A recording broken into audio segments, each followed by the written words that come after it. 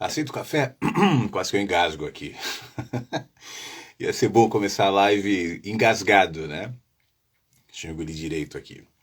Tava engolindo café quando entrou ao vivo. Hoje, diferente das outras lives, eu fiz um story 15 minutos antes, avisando que eu entraria aqui. Não sei se vai surtir algum efeito ou não, mas vi que já tem algumas pessoas entrando. Sejam bem-vindos. A ideia é ter um espaço aqui nosso para pensar, para tomar café, para interagir, para conversar, enfim. Não sei como é que está a sua tarde, o que você está fazendo aí.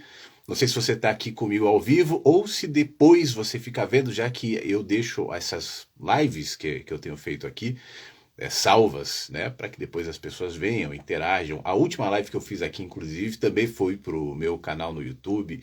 Então, eu acho legal. Para mim, pessoalmente, tem sido uma descoberta é, esse tipo de interação, esse tipo de comunicação. Aliás, eu me lembro que esse fim de semana, ontem, eu conversei com um amigo meu querido, que eu não falava há algum tempo, Adriano Max. A gente se conheceu em Brasília, ele mora já há alguns anos nos Estados Unidos, e a gente estava falando sobre essa coisa da comunicação, né? O Adriano tem uma escola de produção, de fotos, de mesa de som, e tinha, na época que eu morava em Brasília, de locução também. E aí a gente estava falando do rádio, da nossa visão sobre o rádio, e eu dizia, olha, Adriano, quando eu olho a comunicação hoje, eu me sinto um aprendiz, porque o que eu aprendi lá atrás, quando eu tinha 16 anos, antes até, né, como ouvinte de rádio, depois aos 16 trabalhando, e até hoje, né, me parece quase insignificante diante desse novo universo que se coloca aqui, dessas novas possibilidades, desse outro jeito de se comunicar. É claro que a comunicação sempre vai existir, sempre existiu. A comunicação já existia antes da televisão, antes do rádio, antes da internet, quando os homens e mulheres da caverna começaram a fazer os primeiros grunhidos, né? E os primeiros risquinhos, desenhos ali dentro das cavernas, das montanhas, enfim. Aliás, se sabe muito pouco sobre a linguagem dos homens da caverna, dos homens das cavernas e como eles se comunicavam. Mas já havia algum tipo de comunicação. Eu acho que o que diferenciou o bicho humano dos outros bichos foi justamente essa capacidade de articular pensamentos, trocar conhecimento, se comunicar, né? A comunicação é maravilhosa. A comunicação não é restrita à mídia. Quando eu falo, por exemplo, do Instagram, do YouTube, da internet, isso é uma mídia, né? A televisão é outra mídia, o rádio é outra mídia. E já se fala há muitos anos sobre a comunicação se modelar, a mensagem se modela ao meio, meio e mensagem. Então, uma comunicação feita, por exemplo, aqui no Instagram, é diferente de uma comunicação, por exemplo, feita numa rádio. E numa rádio, dependendo do segmento, vai variar também. Uma rádio jornalismo, uma rádio musical, uma rádio popular. Então, o meio também altera de alguma maneira a mensagem. E é nesse ponto que eu me percebo como aprendiz. Agora, a comunicação, a troca de informações, isso sempre vai existir e de maneira essencial para os seres humanos e para se sustentar a nossa vida moderna, as nossas instituições, a nossa troca de conhecimento, a ciência, as nossas crenças religiosas, tudo isso depende da comunicação humana. É por isso que esse advento, né, dessa nova onda de comunicação, que já começou há mais ou menos uns 20 anos, talvez de maneira 20, por aí, né, de maneira mais penetrante na sociedade, a internet, alterou muita coisa. E uma das coisas que alterou foi nossa relação, não só nossa relação entre nós, mano a mano, assim, mas com a sociedade, com as instituições, com aquilo que a gente antes julgava digno de credibilidade. Essa é outra base da sociedade. A credibilidade. A gente tem que acreditar nas instituições, nos governos, na religião, seja lá qual for a tua religião, até, por exemplo, no dinheiro, né? O dinheiro é uma crença. O que é o dinheiro? Antigamente, deixa eu tomar um gole de café, eu te convidei para o café, né? Geralmente eu termino essas lives com café gelado. Mas assim, o dinheiro é uma crença. Aquele papelzinho, R$ 100, ou papelzinho R$ 5, o que te faz acreditar que aquele papelzinho vale 100 ou 5? senão a crença corroborada pelas instituições, pela sociedade. Tanto é que hoje não é nem necessário o papel que valida a nossa crença. Você acredita que tem 3 mil reais na conta se você acessar o aplicativo do banco e aparecer o número, né? Você não viu esse dinheiro. Você não foi na agência, você não pediu para o gerente te mostrar os 3 mil ali no baú. Não, é um número que aparece. E a agência faz a articulação, cuidado desses números. Então, se você gastar, você tem 3 mil, você gastou 500 reais em alguma coisa, daqui a pouco o número vai aparecer 2.500. E esses 500 vão aparecer no número da empresa onde você gastou esse dinheiro. O seu empregador, a sua empresa, te paga assim também, né? Não é mais aquele monte de dinheiro. É dígito. E a gente acredita. São crenças. Uma vez que as nossas crenças são confrontadas por conta de todos os contextos, né? Quando a gente olha para a realidade e deixa de acreditar naquilo que até então a gente chamava de real, a nossa vida passa a ser uma sucessão de incertezas. A gente está vivendo um período muito forte assim, e eu não estou fechando isso no Brasil. O Brasil só reflete, né, essa incerteza, essa liquidez que o mundo reflete. Eu usei o termo liquidez porque eu estava me lembrando também do Bauman, tão citado na internet alguns anos atrás, mas eu acho que o Bauman foi esquecido, o sociólogo morreu em 17, talvez por isso diminuíram um pouco as falas, os textos, as citações do Bauman, mas o conceito do mundo líquido, trabalhado ou modernidade líquida, né, trabalhada pelo Bauman, tem muito a ver com isso. O ingresso da sociedade numa realidade onde as nossas verdades estavam em confronto e tudo vai se fragmentando. As certezas vão se fragmentando, os nossos apoios vão se fragmentando. E isso tem um lado positivo e tem outros lados negativos, como tudo na vida. Aliás, esse é um ponto da minha visão para praticamente tudo, né? Sempre existe um lado positivo, um lado negativo. É claro que tem muitas situações que, pessoalmente, eu não consigo ver lado positivo. Tem tragédias, tem genocídios, tem coisas horríveis na história da humanidade que é muito complicado você olhar e falar, mas eu consigo ver algo positivo. Agora, se eu chegar perto dessas histórias terríveis que a humanidade passou, é possível que entre essas histórias a gente consiga extrair componentes que nos servem de inspiração, de lição. O próprio nazismo, onde eu e provavelmente você, a gente não consegue enxergar nada de positivo no nazismo. Nada, né? De qualquer maneira, quando eu chego na história da Anne Frank, por mais dolorida que seja, eu reconheço que essa história inspira muita gente. Não foi o nazismo, óbvio, né, que trouxe algo de positivo, mas mesmo de algo tão trágico, tão catastrófico, tão complicado, é possível extrair alguma coisa que vai servir adiante para a humanidade, como aquela calçada cheia de cimento, sem nenhuma abertura, e daqui a pouco uma rachadura, e talvez seja aí a rachadura, né, naquilo que se propõe a ser cimento, embotamento de mentes, enfim, sai uma flor. E aí eu vejo uma ilustração do que pode ser positivo. Mas voltando para a história da nossa sociedade, da modernidade líquida, né? Isso gera pessoas, especialmente as pessoas que se formaram, eu digo que se formaram em pensamento, em olhar, numa realidade mais analógica, numa realidade diferente. Quanto mais velha a pessoa, mais dificuldades de entender, de enxergar esses novos contextos e fazer conexões e se sentir confortável com eles. Não só na comunicação, como foi o ponto de partida aqui da nossa conversa. Eu, pessoalmente, como eu fiz essa confissão aqui, eu olho para a comunicação como um aprendiz.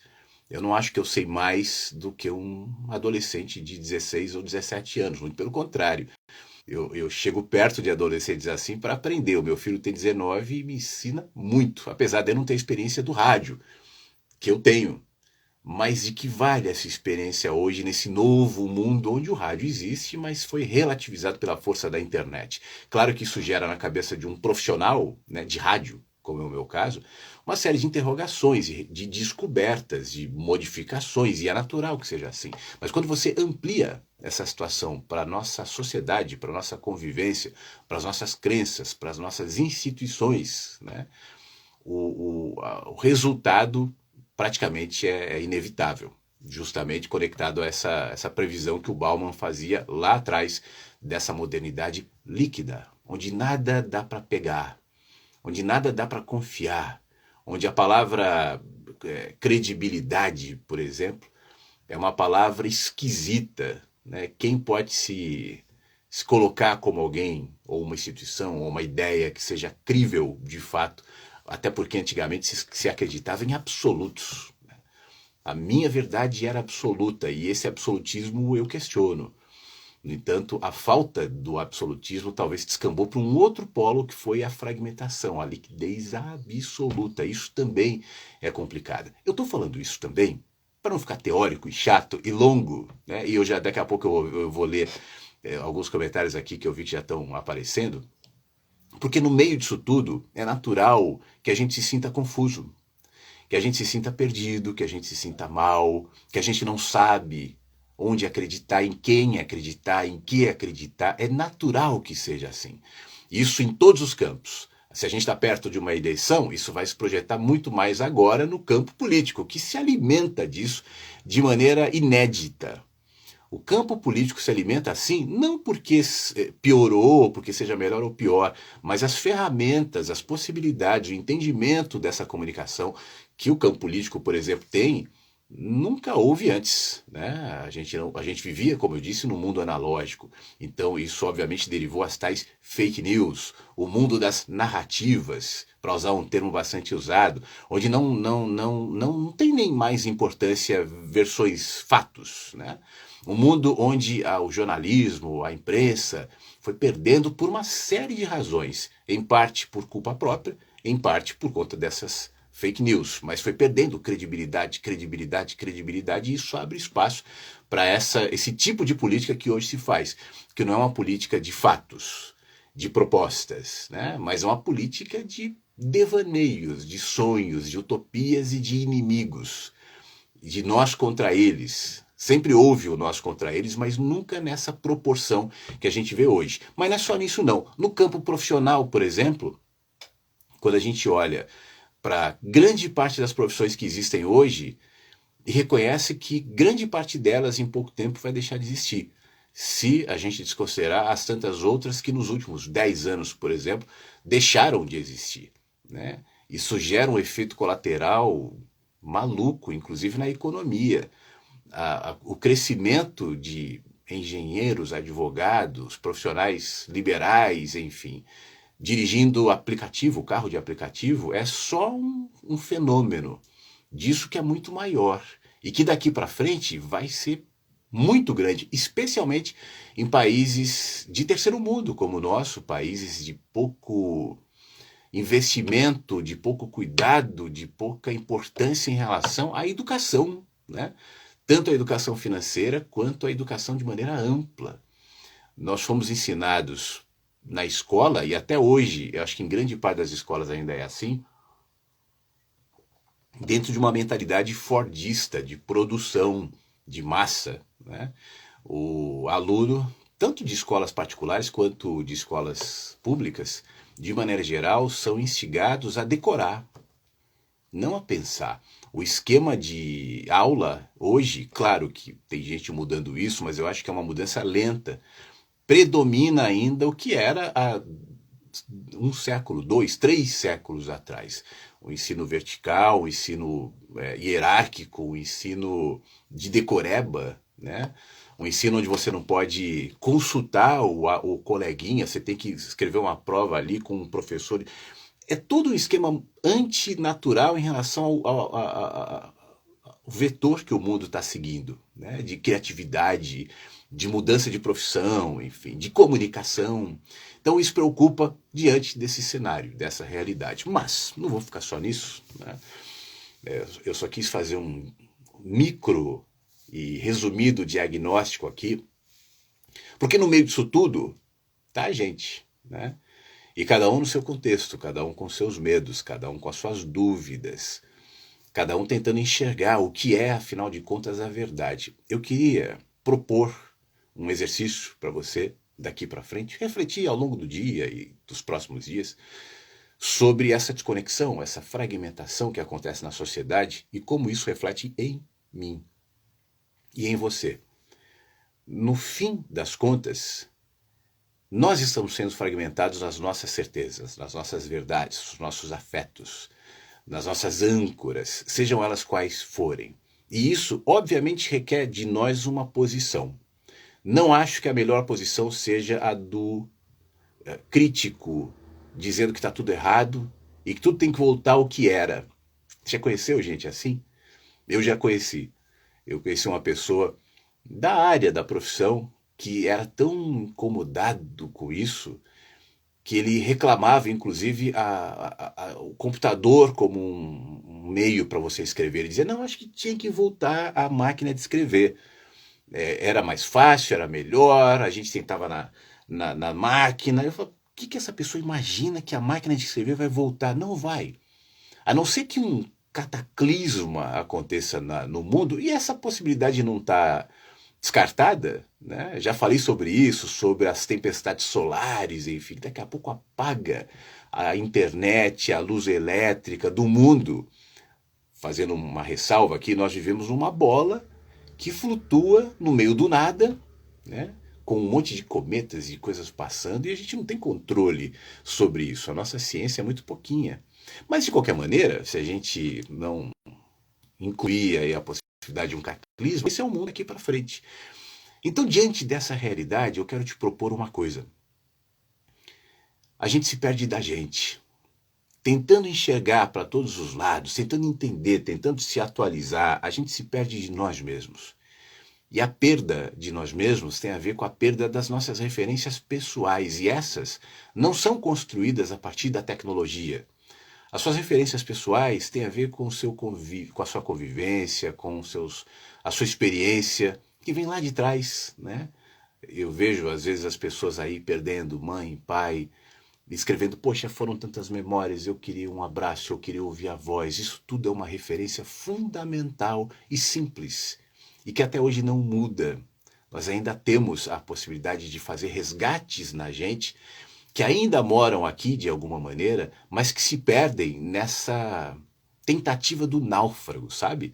Aquela pessoa que sente a água chegando ali no nariz, e essa água tem a ver com esse mundo líquido, essa modernidade que eu descrevi agora há pouco, e tenta respirar de qualquer maneira, batendo, se debatendo, sem saber que às vezes se aquietar no meio do mar é o recurso para te salvar, porque você boia, né? A angústia para aquele que está quase sendo encoberto pela água é pior. A tensão, o nervosismo vai te cansar e provavelmente vai te afogar. E são tantos os estímulos à nossa volta que é normal, né, que a gente se sinta cansado, nervoso, perdido, confuso. Eu tenho defendido já há algum tempo a necessidade da gente resgatar valores, e eu não estou falando, esses valores não têm a ver com valores morais, mas valores pessoais, nossos em relação a tudo, que estão plantados lá atrás. Eu sempre me lembro de uma história que há alguns anos eu escrevi sobre ela, de uma tribo africana que se reunia quando uma criança nascia e cantava uma música específica para aquela criança. Era uma música para ela. Para que quando ela crescesse e se perdesse eventualmente, né, se confundisse, se tornasse um ser diferente daquele que inicialmente aquela tribo preparava aquele ser para ser, ao ouvir aquela música, ia ganhar uma referência de quem já foi. E nesse escutar, talvez voltaria para casa. A casa representa a nossa origem pessoal. O mundo está indo para uma direção e numa velocidade que a gente não tem controle e que a gente desconhece para onde vai.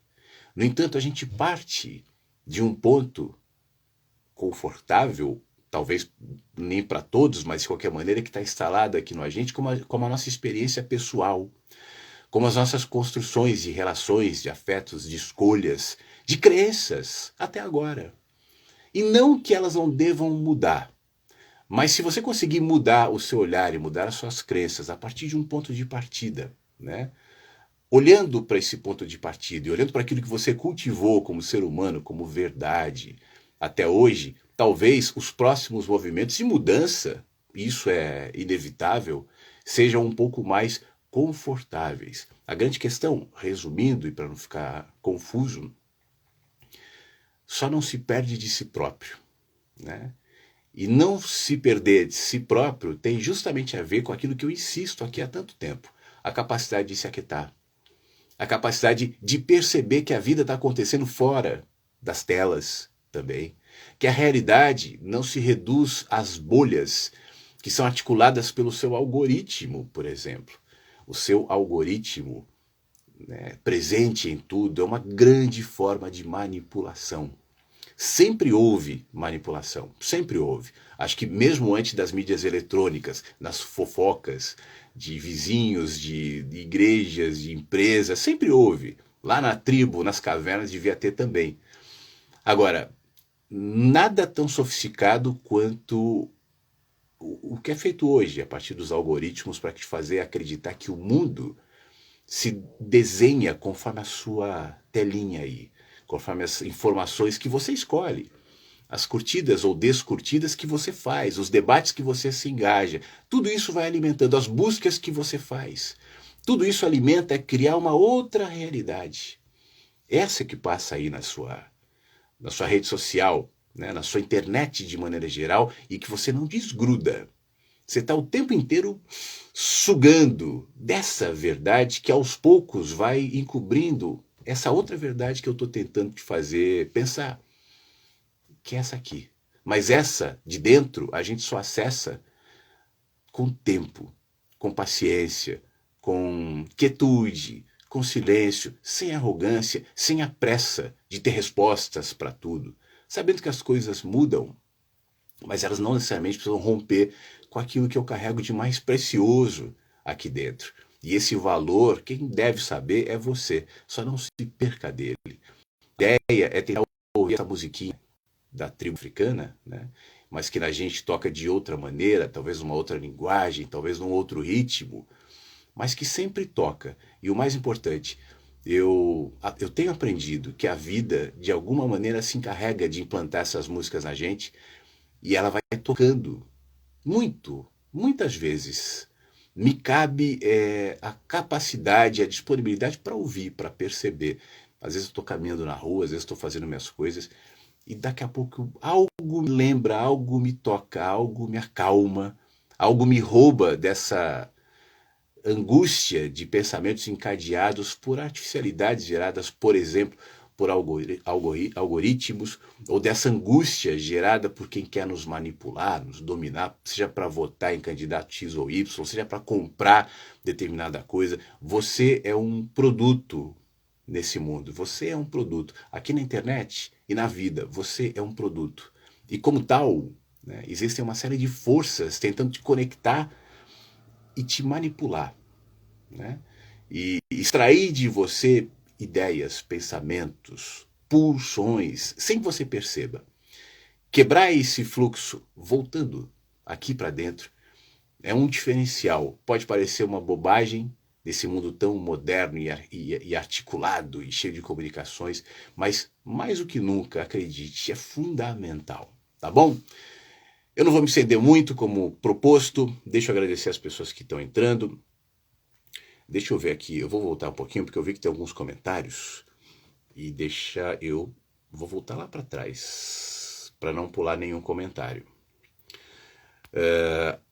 Os boa tardes e alôs eu mando para todo mundo, tá? Muito obrigado. Em relação aos comentários, te acompanho desde os textos do Face da Web Rádio Vagalume, JC Purpose. Pô, JC, muito obrigado. Você sabe que essa coisa dos textos, eu estava me lembrando. Eu comentei na live anterior que eu estou gravando o audiolivro do Mensagens que Chamam pela Manhã. E quando eu li a abertura do livro, a apresentação, está escrito ali, e aí isso voltou a ficar claro para mim.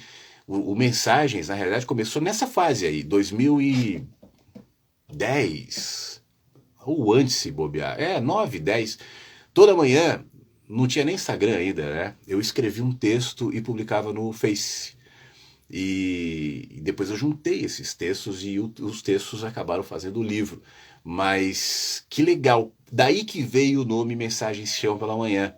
Não foi proposital, né? Quando eu pensei em fazer um livro, Aí eu peguei o título de um dos textos, que era Mensagem Chega pela Manhã, que falava sobre isso, aí virou o nome do livro, depois virou o nome do programa da rádio e tal. Mas era uma forma de toda manhã, eu sempre acordei muito cedo, por questões profissionais também. Nessa época acho que eu acordava mais cedo ainda, eu acordava tipo 4 e pouco da manhã. Então eu sentava, era um momento meu também, de meditação e de entrega para o mundo, para a vida, né? Fazia um texto e publicava. Com o tempo, além da vida ter mudado, eu falei que o café fica gelado no fim. Mas com o tempo, eu fui percebendo que não havia mais espaço para isso. Essa é uma das coisas que eu me sinto órfão. Eu falava do rádio, mas o rádio é só um exemplo. A coisa de escrever, de publicar, ninguém lê. Né? Se eu quiser escrever um texto aqui no Instagram, o espaço é limitado. No Facebook até tem um pouco mais, mas também tem um limite ali. E as pessoas não têm paciência. Né? Hoje, essa fragmentação que eu descrevia gerou um cansaço. Na verdade, não, a palavra é cansaço. Uma dispersação de atenção. Né? As pessoas estão tão dispersas que não tem mais paciência. Nem para ver um vídeo com mais de, sei lá, 5 minutos, e muito menos para ler um texto. Isso também me inibe até em relação a escrever novos livros e tal. Eu te confesso que eu ainda estou me ajustando a esse novo tempo de comunicação. E aqui não necessariamente vai uma crítica, mas é uma constatação, né? Mas foi um período, naquele tempo, onde dava para escrever um textão toda manhã e depois esses textões viraram o livro. Que eu repito, estou gravando o áudio e assim que eu terminar e souber exatamente o que eu vou fazer, eu vou divulgar aqui, tá bom? E obrigado por me acompanhar. Karine, tem gente que passa o dia todo se comunicando pelo Instagram e quando está off não consegue nem dar bom dia. É verdade, Karine, é uma outra coisa. Você lembra das cartas? Não sei que idade você tem, né? Mas aquilo era muito mais valorizado. Eu também acho maravilhoso, né? Eu, por exemplo, moro longe dos meus pais, do meu irmão, minha irmã, então ter o acesso à comunicação rápida, ao WhatsApp, é maravilhoso. Então não é nenhuma visão aqui saudosista, mas o símbolo, o significado de, por exemplo, né, uma carta, isso não foi transferido para a comunicação atual, por melhor, por mais ágil que seja. A identidade, o cheiro, a letra, né? As pessoas às vezes desenhavam, tal. Eu em rádios no passado, obviamente, recebia muitas cartas, né? E cada carta tinha uma identidade própria, a letra, um detalhe, coisa que a comunicação virtual padronizou. Os emojis são os mesmos para todos, a letrinha é a mesma para todo mundo. E eu acho que isso perde um pouco. Como substituir, né, essa identidade das cartas? Eu não sei. A imagem, será que tem esse poder? A gente pode falar se vendo? Não sei necessariamente. Mas mudou, infelizmente. Para o bem e para o mal. Né? Para algumas coisas e para outras não. Deixa eu ver o que mais que tem. Peraí. Nossa, quase que eu encerro aqui. Peraí. Deu uma travadinha aqui, quase que eu encerro a transmissão sem querer. Flávio, eu quero agradecer pelo seu trabalho. Poxa vida, desde 2015. Maria Natália, muito obrigado, Maria. Sabe uma coisa que me deixa muito feliz? Tem pessoas que acompanham mais perto, que estão mais presentes, comentando e tal. E isso é muito bom. Né? São pessoas que você sabe que caminham junto. Né? E isso também vai variando conforme o tempo. É muito raro alguém que, sei lá, desde o comecinho ainda está. Porque as pessoas mudam, né? Os assuntos mudam e é normal que seja assim. Agora, também me deixa muito feliz quando alguém como você, na rádio eu brincava de são os quietinhos e quietinhas, quem olha de longe não fala nada. E eu não sei da existência até que alguém venha e diga, olha, eu estou aqui desde 2015. E é muito legal, porque às vezes esse trabalho é um trabalho solitário. Né? A gente se fala por uma telinha, por um microfone, é solitário. Então essa presença, esse reconhecimento torna esse trabalho menos solitário. Isso estimula. Então, de verdade, te agradeço não só por me acompanhar desse tempo, mas por me dizer. É engraçado que às vezes eu percebo isso até, e aí eu não sei se tem a ver só com o meu trabalho, mas tem alguns elementos, por exemplo, no YouTube, que indicam essa movimentação de público. No meu canal no YouTube, até 2019, sei lá, eu não sei precisar, eu nunca fiz esse estudo, mas era predominantemente feminino. Eu via até pelos comentários, via pelas pessoas que se envolviam e tal. De uns anos para cá, passou a ser predominantemente masculino.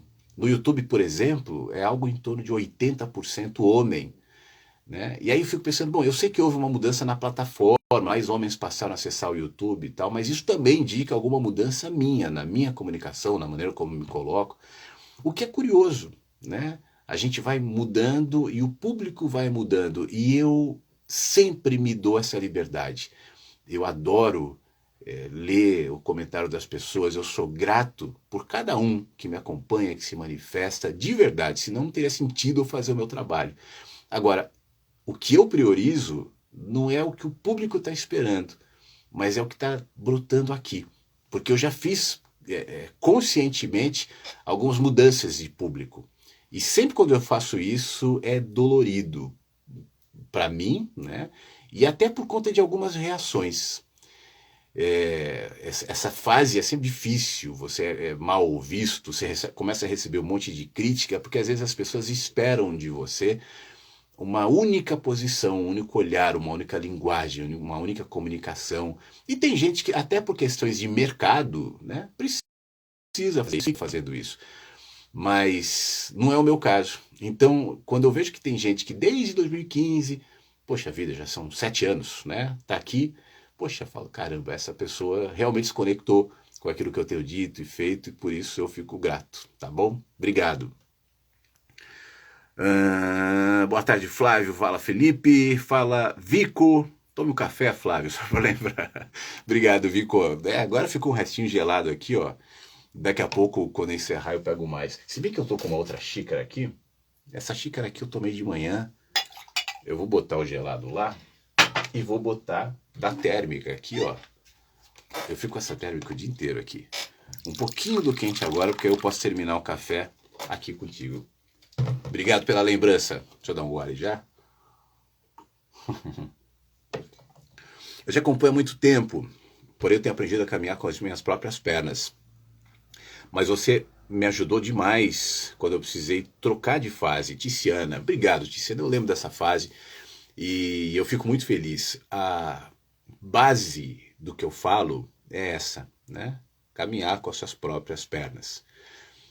Me incomoda pessoalmente muito quando eu percebo em pessoas que acompanham o meu trabalho a tendência de algum tipo de projeção, de dependência, e eu sempre faço de tudo para não estimular isso. Até nas minhas pausas, até nas minhas distâncias, enfim, porque isso vai em desacordo com tudo aquilo que eu há tanto tempo falo. Se no meu conteúdo tem mudanças de perspectivas, e você que me acompanha há algum tempo sabe disso, né? Mas eu não, pelo menos eu procuro não desrespeitar a minha coerência em relação a essa prioridade, que é te dar elementos para você caminhar sozinha, né? Para você não ficar dependendo nem de ninguém e nem de mim. Né? E eu não me aproveito disso, eu não uso aqui gatilhos, tal, para que as pessoas estejam sempre dependentes. Eu acho isso muito ruim. O problema é a dependência. Não importa em relação a quem, né? Seja em relação a mim ou qualquer outra pessoa. O problema é depender, o problema é a fragilidade, o problema é não ter pernas para caminhar, não ter asas para voar. O mundo é muito vasto, as verdades são muitas, as ideias são incontáveis, os teus caminhos, as tuas perspectivas também. Se apegar a uma única, ainda que seja a minha ou de qualquer outro, é reducionismo. Por isso eu espero que o meu conteúdo seja sempre um conteúdo ponte, um conteúdo de passagem, um conteúdo de abertura. Né? Talvez uma chavinha para abrir a porta da gaiolinha aí para você voar. Eu não quero ser dono de público, eu não quero ser dono de nada, muito menos dono de consciências, tá bom? Até porque eu quero ter a liberdade de mudar, né? Como eu dizia agora há pouco. Isso também me dá essa liberdade. Eu mudo, eu me lembro que antigamente, quando eu assinava um livro, alguma coisa, eu sempre propunha, cresçamos juntos, né? Que a gente cresça, todos nós. Eu também estou nesse processo de descoberta, de crescimento. Eu não sou dono da verdade, eu não sou fundador de nada, eu não sou portador da palavra de Deus, nada. Eu sou um cara que está tentando enxergar e, enquanto caminha, compartilha parte do que sente e do que vê. E na medida em que faz isso, se reconhece pessoas que também ficam isso e querem caminhar por um tempo juntos, é isso aí. Obrigado, tá? Will, ainda quero ver uma live do Flávio com o Leandro Carnal e o Cortella e o Clóvis. O Felipe acrescenta aqui. Eu não fico atrás, tá, Will? Eu não sou um cara midiático, né? No sentido de. Eu acho que, respeitando, né, o conteúdo de todos eles, eu acho que todos têm conteúdos muito bons, mas viraram caras do show, né? Das plateias. Existe muito isso, assim. Quem fazer uma live com fulano, por exemplo, acrescentaria o quê? Em relação a seguidores? Essa é a moeda hoje em dia. Eu acho que eu não sou esse cara, né, que vai gerar engajamento. Eu não faço isso nem para mim aqui. Engajamento, seguidores, tal. Então eu não fico atrás, sabe? Não faria, mas também não é prioritário para mim. Na época da pandemia, se você for no meu canal do YouTube, tem um monte de live, né? E aquilo eu fiz até por conta daquela situação que todo mundo está vivendo, aquele contexto das pessoas não poderem sair, né, das pessoas não poderem se encontrar. Eu achei que era importante. E tem muita gente legal naqueles papos e foi muito bom para mim fazer. Tem vários papos lá. Vai lá no canal do Flávio Siqueira no YouTube depois e busca. Com nenhum deles tem, mas com outras pessoas legais tem. Depois dá um pulinho lá e vê o que você acha, tá bom? Mas obrigado, viu, pela lembrança, pelo comentário aqui.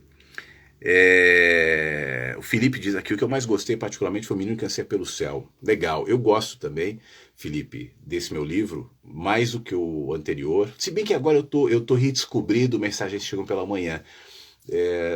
Na época eu gostei mais, mas agora eu estou gostando. Isso é legal, isso tem a ver com aquilo que eu falei lá atrás, sobre a gente reencontrar na gente pontos de partida, referências que com o tempo a gente sente às vezes que se perdem. Isso tem sido uma experiência minha, até a partir da redescoberta do Mensagens que Chegam pela Manhã. De qualquer maneira, a tendência para quem escreve, eu falei acho que na outra live sobre isso,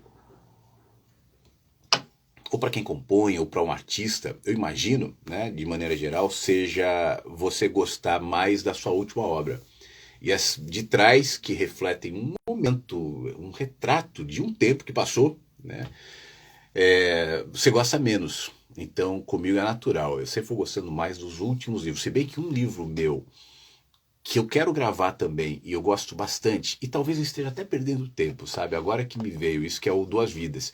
O Duas Vidas é um livro que trata, a partir de um cenário que fala sobre política, né? E por isso eu acho que ele pode ser atual, mas sobre questões humanas. Eu acho que ele é bem relevante e bem atual. É um livro que foi lançado em 2017. Vou pensar nisso. Os meus livros eles podem passar até por política, tal, mas o humano e as nossas escolhas humanas e as nossas reações humanas e as nossas contradições humanas, para mim sempre são prioridade, é o pano de fundo, independentemente de para onde o texto vá. Eu tô com, já faz algum tempo, vontade de voltar a escrever livro. Eu só preciso me sentir estimulado assim. Tem coisas acontecendo aos pouquinhos que estão recuperando isso em mim. Eu tenho refletido sobre isso, mas é um ofício muito legal. Quando eu olho para um retrato da minha vida, assim, num determinado momento, quando eu comecei a escrever, eu lancei o meu primeiro em 2019. O último que eu lancei foi em 2017, né, o Duas Vidas. Então, em menos de 10 anos, foram 6 livros, né? E fora outros projetos, outras coisas, assim. Então, foi um tempo muito produtivo. Então, eu me cobro um pouco esse período infrutífero em relação a textos. Mas isso também tem a ver com esse olhar que pode ser equivocado, meu. Mas eu tenho essa sensação assim, será que ainda existe espaço para livros, para leitores, para literatura? A não ser, claro, os caras que estão aí em grandes editoras, tal, mas não sei. Eu não sei, eu não tenho resposta para isso. Não sei. Eu não vejo isso nas pessoas. Quem eu vejo falar de livro e comprar livro, às vezes eu vou nas livrarias, dou uma pesquisada, dou uma olhada, tal. É sempre livro pragmático, assim, livro de autoajuda, livros do tipo como fazer tal coisa, como ganhar dinheiro, como ficar rico, como não sei o quê, que não é bem a minha praia, né? Sei, eu estou refletindo sobre isso. Mas cada comentário assim me estimula. Obrigado, tá? O 10 Histórias ele comenta também. Não li 10 histórias e algo mais, e nem Duas Vidas. Preciso ler. Obrigado, Felipe. Depois você me diz o que você achou. O primeiro vídeo do Flávio que vi foi aquele respondendo comentários no YouTube, onde ele dizia: se você não consegue ver Deus nessa joaninha, como é que vai vê-lo em livros? Legal. Esse vídeo acho que é meio recente, não é, o Will? Mas eu continuo achando isso, né? Eu me lembro uma vez me perguntaram na rádio se eu achava que a Bíblia é a palavra de Deus. E eu acho tão engraçado quando alguém fala isso em relação ao livro, a qualquer outra coisa, né? Eu penso assim, tudo é palavra de Deus. Seja lá o que você imagina que seja Deus, tá? Também não estou definindo isso. Não estou fechando Deus num conceito judaico-cristão necessariamente. Mas tudo é fragmento, tudo é expressão. Se eu tiver olhos para ver, se antes de tudo Deus for uma condição de olhar, existencial, né? Então eu posso ver, eu falava no começo da live, né? Tudo, ainda que em determinadas situações eu só veja coisas ruins, e dava alguns exemplos aqui, pode gerar fragmentos bons também. Então, dentro dessa concepção, eu posso ver Deus, para usar essa linguagem, em tudo. Caso contrário, definir que um objeto é Deus, ou reflete Deus, ou é algo de Deus, é muito perigoso. E eu vi nitidamente isso com segmento religioso Brasil, né, que acaba cometendo equívocos porque no bíblico, na época de Jesus, os fariseus eram esse povo, né, que se tinha numa frase, num comentário, num texto, numa lei. Isso, inclusive, é contra a base do próprio cristianismo como concepção. Eu não estou dizendo cristianismo como religião. Isso é algo que veio depois e foi formado culturalmente. Mas como concepção, algo mais selvagem, mais livre, inclusive em relação a essa coisa de tentar manter Deus numa crença, num livro, numa prática moral, numa religião. Pessoalmente, eu continuo pensando, como eu disse aqui nessa live. Eu não sei se é legal a live, porque eu estou vendo que minha imagem está travando um pouquinho. Eu não sei se está travando o áudio, enfim, mas como eu estou nas mensagens mais atrás aqui, ele disse que me acompanha desde os 17. Tinha 16 anos, que legal, quando começou a me acompanhar. Hoje em dia eu me achei ateu, embora eu não goste de rótulos, mas seu trabalho me ajudou no livre pensar. Legal, viu? É engraçado isso, né? Tem gente que me acompanha e diz assim: eu comecei a te perceber e fiquei ateu. Outros me dizem: não, então eu entendi Deus. E a minha intenção não é nem promover ateísmo e nem promover religião ou espiritualidade naquilo que eu falo. Mas é fazer com que você encontre em você essas respostas que depois vão se projetar na sua confissão. Eu não tenho nada a ver com a confissão de cada um. Cada um pode se confessar o que quiser, né? Independentemente da religião ou da falta dela. A minha intenção é que a sua confissão esteja conectada com aquilo que te habita como verdade. E se você chamar isso de Deus, show. Se você chamar isso de ateísmo, também. Eu sempre conto uma história que está no Mensagens que Chegam pela Manhã. Se bem que faz tempo que eu não conto essa história. Para quem está chegando há menos tempo, ela é nova. Mas de uma situação na rádio, na época era Rádio Valume, de um ouvinte que... foi ele ou foi ela? Foi ele primeiro, que me escreveu dizendo assim: eu estou ficando ateu, eu sou um cara religioso e ao te acompanhar eu estou perdendo essas crenças que eu tinha. E eu estou preocupado, o que você acha que eu tenho que fazer? Minha mulher está tentando me mudar a ideia, enfim. E eu disse a ele: cara, se essa é a tua viagem, vai. Não adianta a tua mulher tentar te mudar. Seja coerente, seja livre com aquilo que você pensa. Investiga a natureza desse teu anseio. Do que você está querendo se livrar? Seja lá do que for, não é de Deus. Você está se livrando de crenças, de pesos que não estavam fixados aí, tanto é que estão indo embora. Seja livre na sua jornada, né? Com outras palavras, foi mais ou menos isso. E o cara ficou bem. Pois eu nunca mais falei com eles até um ano ou dois depois. Tanto que eu publiquei esse texto no Mensagens, aí depois a mulher dele me procurou, dizendo assim, quando você disse isso para o meu marido, eu me assustei. E falei, pô, qual que é do Flávio? Né? Depois eu percebi que isso gerou nele uma liberdade, uma abertura muito legal. E eu passei a dar livros ateus para ele e tal, e foi muito bom para a gente. Né? E eu fiquei muito feliz, cada um encontrou o seu caminho. Eu sei que eles ainda, de vez em quando eu vejo eles curtindo uma coisa ou outra, mas nunca mais conversei para saber em que pé eles estão. Mas essa é a minha intenção, não é promover uma confissão específica, mas é a partir daquilo que a gente conversa aqui, te oferecer possibilidades para chegar às suas conclusões. E para mim isso é o mais importante. As suas conclusões podem ser diferentes da minha. Mas se você estiver em paz e coerente com as suas conclusões, a sua vida vai seguir essa paz. Né? Caso contrário, se eu tentar impor as minhas opiniões ou te convencer de alguma coisa, eu vou estar indo contra a sua natureza. E essa não é a minha função e muito menos a minha intenção aqui, tá bom? Deixa eu só ver, antes de continuar a ler aqui, se tem algum comentário em relação à qualidade da... Não, ninguém está falando sobre qualidade ruim. Então, acho que está tudo bem.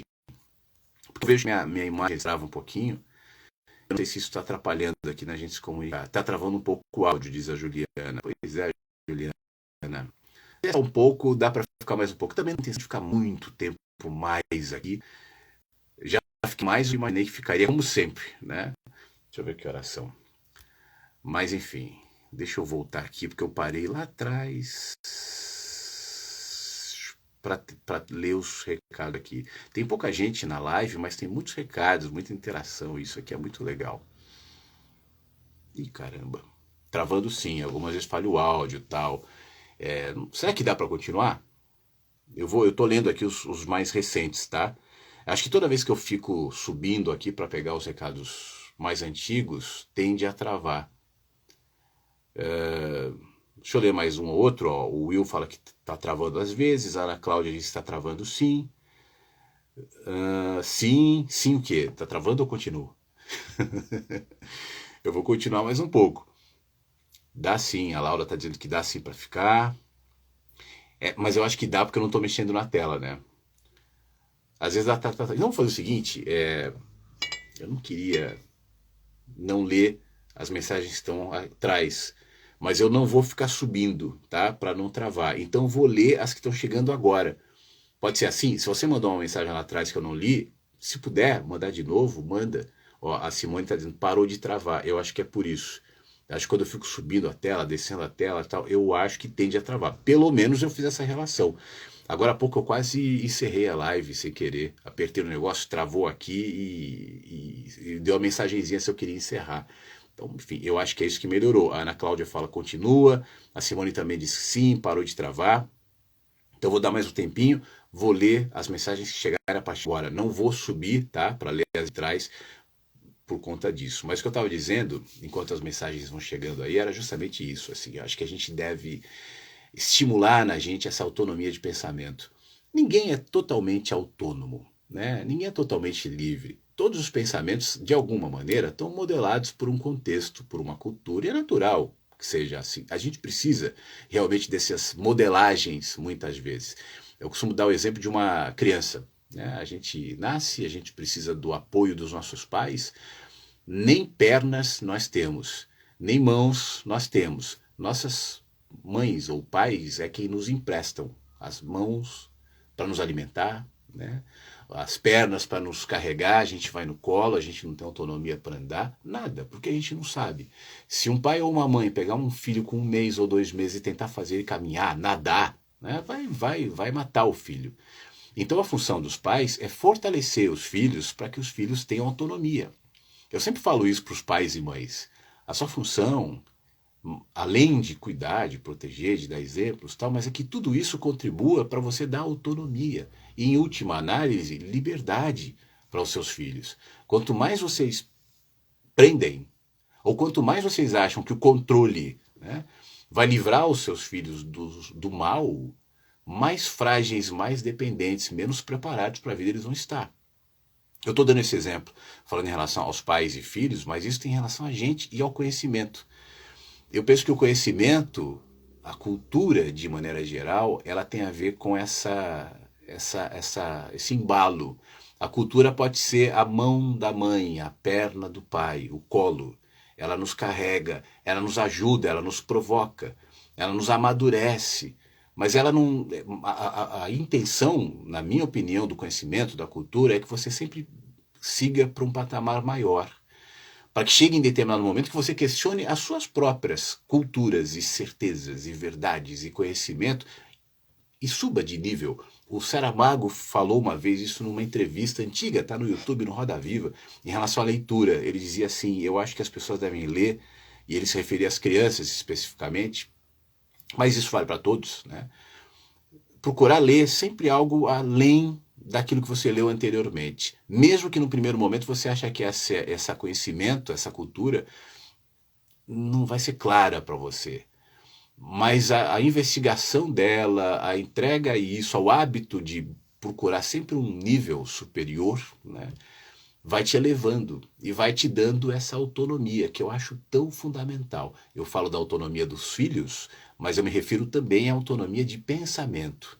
Repito, nenhum pensamento é completamente autônomo. A gente pode ter as nossas ideias conscientes de que elas já foram elaboradas por outros também. Ninguém inaugura uma fase na ideia, uma fase no pensamento. Mas ainda que seja uma ideia de outro, o teu olhar em relação a essa ideia é único, né?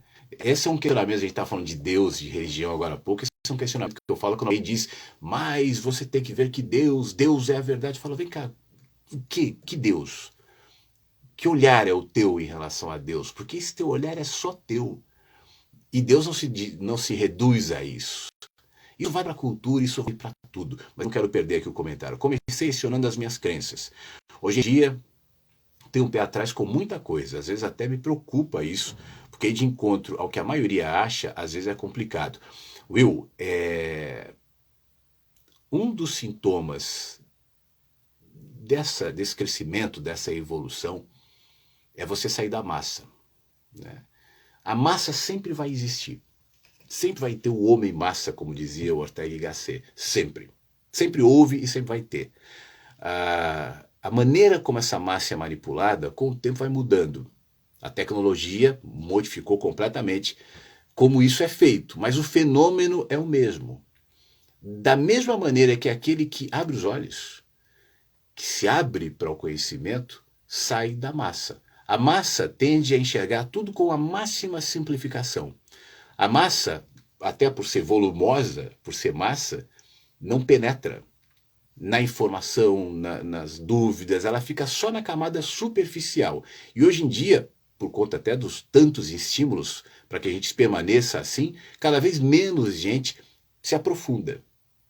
São poucos que têm essa habilidade de sair das massas, escorregar pela camada superficial e se aprofundar. Até porque o aprofundamento gera contrastes, gera dores, gera dúvidas em relação ao que você pensa. Eu concordo com Sócrates, que fala só sei que nada sei. Eu acho que esse é um grande sintoma de quem aprende, de quem se abre para a sabedoria. Quanto mais intocável, inquestionável, inteligente, absoluto, dono da verdade você for, e quantos assim na massa, né, menos acesso ao conhecimento você tem.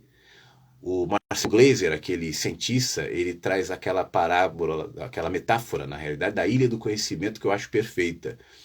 É como se o que tem para a gente saber é um oceano absurdo.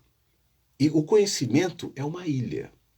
É uma ilha no meio do oceano, todo o conhecimento. O que nós temos hoje de ciência, de teologia, de tudo, é uma ilha de conhecimento humano, potenciais humanos, de como funciona o cérebro, quais as implicações do cérebro na minha saúde, na minha cura, o que é a vida, o que é a morte. Isso é uma ilha. A gente ainda se baseia na religião, a gente não sabe. Em outras palavras, o que é o universo? O que são os outros planetas? Tem vida em outro planeta? Mas essa vida é um ET ou é uma vida de outra frequência? E se houver, que implicações isso tem? O que são sonhos de verdade? O que acontece com a gente quando a gente dorme? Mesmo, né? Quanta coisa ainda. Isso é o oceano. E toda vez que a gente responde, em parte, a uma dessas perguntas, um pontinho nesse oceano aparece, que é uma ilha. E quanto mais essa ilha cresce, quanto mais respostas a gente vai dando, mais a interface entre a ilha e o conhecimento. Cresce a ilha, o conhecimento que é o oceano. Cresce a ilha, mas a dimensão que me separa do oceano também cresce, também aumenta. E por isso é natural que as minhas dúvidas também aumentem. Quanto mais você investiga, quanto mais você pensa, quanto mais você questiona, quanto mais você pergunta, a começar de si próprio, né? Mais dúvidas você vai ter. Por um lado, isso é bom. As dúvidas te mantêm aberto, né? Te mantém humilde. Porque aquele que tem dúvidas, aquele que sabe que o conhecimento é muito mais amplo do que a sua própria ilhazinha, não vai sair por aí apregoando a verdade, botando o dedo na cara de ninguém. Está aberto. Pode discordar, pode concordar, pode debater, mas se mantém aberto. Esse, na minha opinião, é um sinal claro de alguém que está em expansão. Por isso, essas dúvidas que você comenta aqui são perfeitamente aceitáveis, previsíveis, né? O ser arrogante, dono da verdade, ele indica que não aprendeu nada, que não conheceu nada. Geralmente o dono da verdade é aquele que se alimenta de um fragmento de informação na superfície, né? O homem massa, e por não penetrar, não aprofundar, aquele fragmento de informação ocupou naquela mente que não pensa, naquela mente atrofiada, todos os espaços. E uma vez que assim seja, o empecilho de buscar mais conhecimento está conectado ao próprio medo de reconhecer que o espaço interior é tão pequenininho e de que a verdade é tão mais ampla, que é muito melhor eu fingir que eu estou satisfeito e transformar aquilo que deveria ser humildade, abertura, sabedoria em rancor, em ressentimento, em raiva. E a internet, como eu dizia agora há pouco, nos algoritmos, né, só estimulam esse fenômeno. Então, é isso. Tá bom. Então tá. Eu acho que já deu pra gente conversar. Eu sempre entro pensando em ficar 2 minutos e fico um monte, o que é muito legal. Então, muito obrigado. Tá? E vou deixar essa live aqui. Acho que vou pegar essa live e vou jogar pro YouTube também. Eu preciso fazer umas lives no YouTube também. E que algumas almas rasas me perdoem, mas para um bom mergulho é necessário profundidade. Pois é, Karine. É verdade. Agora, só para encerrar, essa profundidade é uma escolha. Eu vou resumir no finzinho da live aqui uma experiência que eu tenho tido que tem me ensinado muito. Eu preciso elaborar essa experiência melhor, né, para falar um pouco mais sobre ela, mas está dentro disso. Eu tô no fim de um curso de voo livre, de asa delta.